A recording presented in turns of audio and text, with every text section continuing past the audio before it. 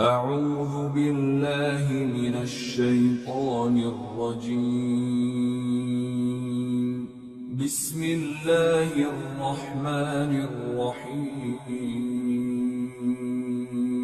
سورۃ الانفال آیت نمبر 24.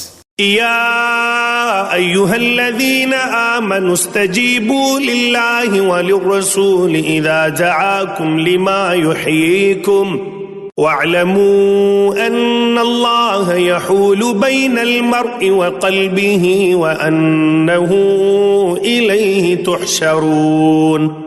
ترجمہ: اے ایمان والو، اللہ اور رسول کی دعوت قبول کرو جب رسول تمہیں اس بات کی طرف بلائے جو تمہیں زندگی بخشنے والی ہے، اور یہ بات جان رکھو کہ اللہ انسان اور اس کے دل کے درمیان آڑ بن جاتا ہے، اور یہ کہ تم سب کو اسی کی طرف اکٹھا کر کے لے جایا جائے گا. تفسیر.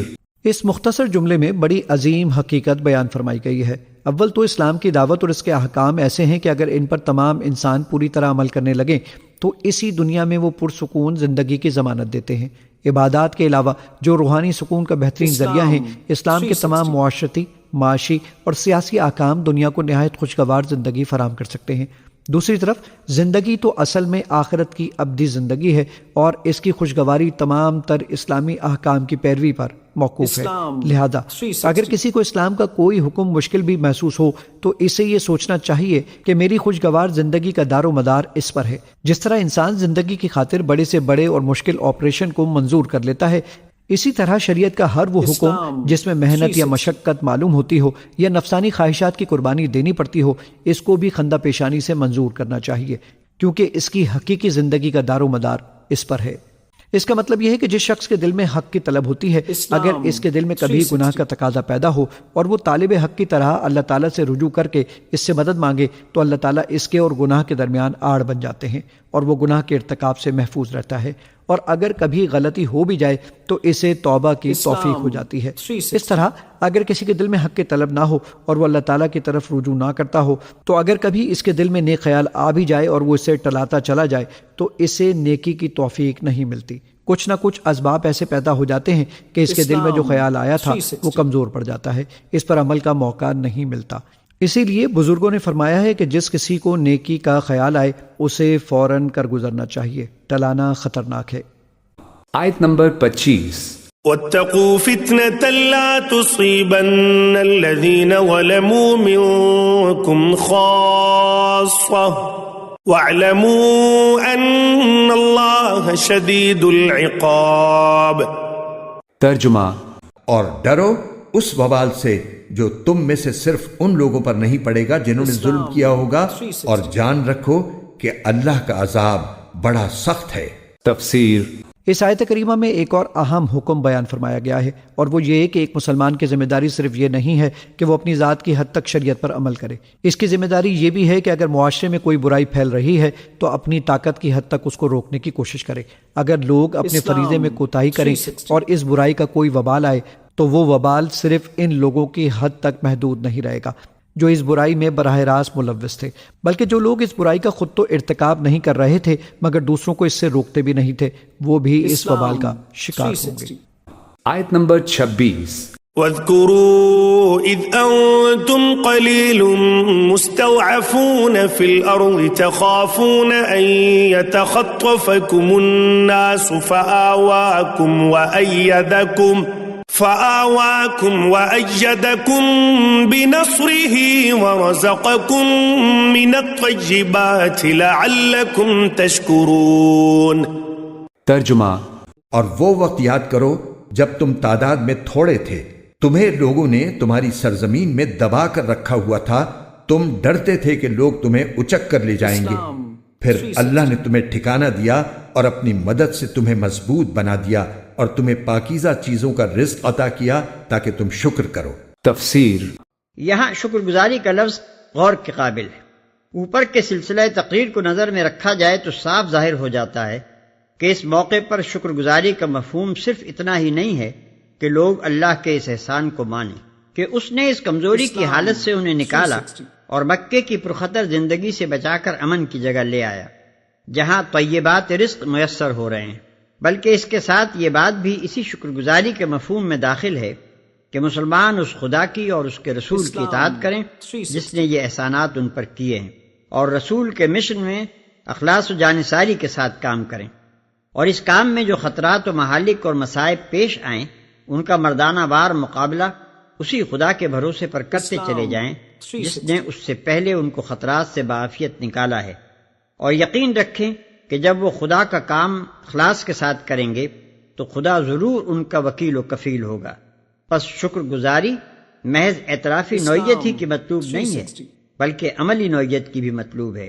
احسان کا اعتراف کرنے کے باوجود محسن کی رضا جوئی کے لیے سعی نہ کرنا اور اس کی خدمت میں مخلص نہ ہونا اور اس کے بارے میں یہ شک رکھنا کہ نہ معلوم آئندہ بھی وہ احسان کرے گا یا نہیں، ہرگز شکر گزاری نہیں ہے بلکہ الٹی ناشکری ہے۔ آیت نمبر 27۔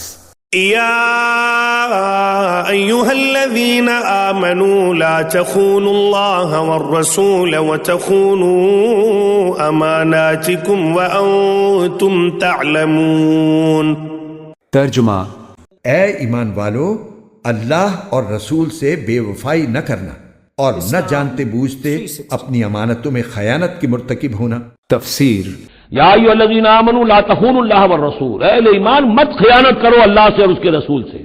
ایمان کا دم بھرنا اور پھر اس کے دین کو، اللہ کے دین کو مغلوب دیکھ کر بھی اپنے دھندے، اپنے کاروبار، اپنی جائیداد، اپنی ملازمت، اپنا پروفیشن، اسی چکر میں لگے رہنا، اس سے بڑی خیانت کیا ہوگی؟ بے وفائی ہے، غداری ہے، خیانت ہے۔ لا تخونوا اللہ والرسول، اللہ اور اس کے رسول کے ساتھ خیانت نہ کرو۔ وتخونوا اماناتکم وانتم تعلمون، اور نہ ہی اپنی آپس کی امانتوں میں خیانت کرو۔ سب سے بڑی خیانت تو اللہ کے ساتھ خیانت ہے۔ سب سے بڑی وہ امانت جو اللہ نے اپنی روح تم میں پھونکی ہے، اس کا حق اگر تم ادا نہیں کر رہے ہو تو سب سے بڑی خیانت یہ ہے۔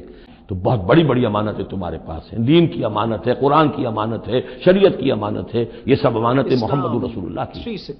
آیت نمبر 28۔ واعلموا انما اموالكم واولادكم فتنة وان الله عنده اجر عظيم۔ ترجمہ، اور یہ بات سمجھ لو کہ تمہارے مال اور تمہاری اولاد ایک آزمائش ہے اور یہ کہ عظیم انعام اللہ ہی کے پاس ہے۔ تفسیر۔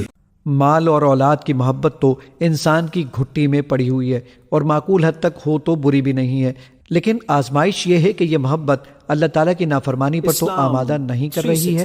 اگر اللہ تعالیٰ کی فرما برداری کے ساتھ یہ محبت ہو گئی تو نہ صرف جائز بلکہ باعث ثواب ہے، لیکن اگر وہ نافرمانی تک لے جائے تو ایک وبال ہے۔ اللہ تعالیٰ ہر مسلمان کی اس سے حفاظت فرمائے، آمین۔ آیت نمبر 29۔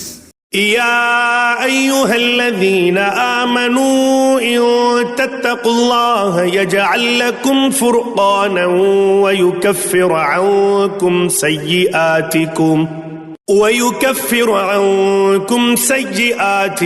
ويغفر لكم والله ذو الفضل العظيم۔ ترجمہ، اے ایمان والو، اگر تم اللہ کے ساتھ تقوی کی روش اختیار کرو گے تو وہ تمہیں حق و باطل کی تمیز عطا کر دے گا اور تمہاری برائیوں کا کفارہ کر دے گا اور تمہیں مغفرت سے نوازے گا، اور اللہ فضل عظیم کا مالک ہے۔ تفسیر۔